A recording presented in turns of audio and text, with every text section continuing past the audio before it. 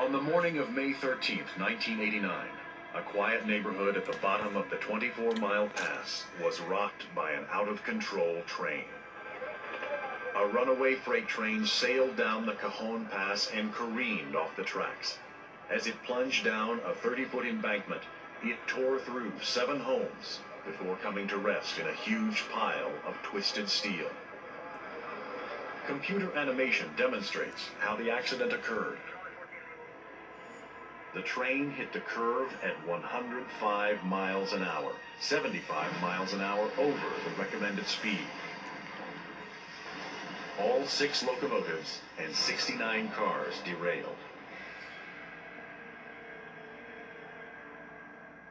I think the call came in as a traffic collision, and we rolled on it, and it was really different. We're looking for vehicles that had crashed into each other.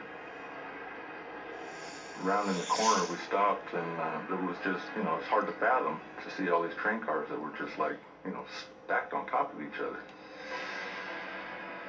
The wreckage piled up in a grotesque heap of twisted metal. Hundreds of tons of sodium carbonate spilled from the cars into the yards, houses, and streets.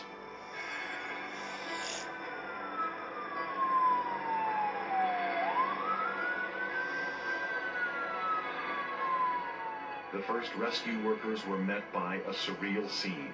Smoking, twisted wreckage, destroyed homes, and confused and injured people.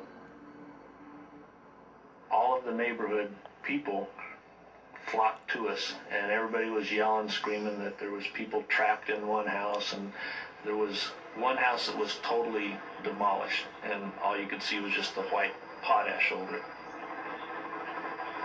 Specially trained dogs were flown in to search for trapped survivors.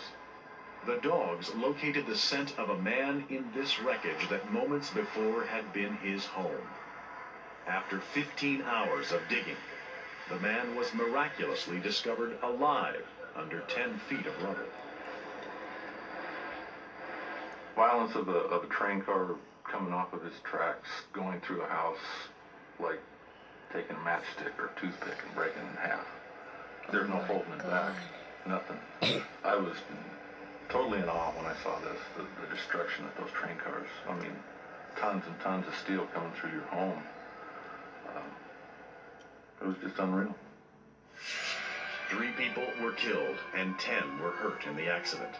An investigation revealed that the train's brakes failed because it was overloaded. It was a disaster no one thought would be repeated. But 13 days later, the same neighborhood was jolted by an exploding petroleum pipeline that had been damaged during the train accident. A geyser of flames shot nearly 300 feet into the air. The resulting fire killed 2 people and destroyed 11 more homes. Everybody was running from the area. It was an intense heat.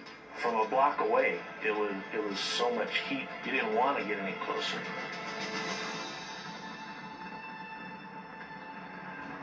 Five people died, 21 were injured, and property loss exceeded $14 million as a result of the accidents.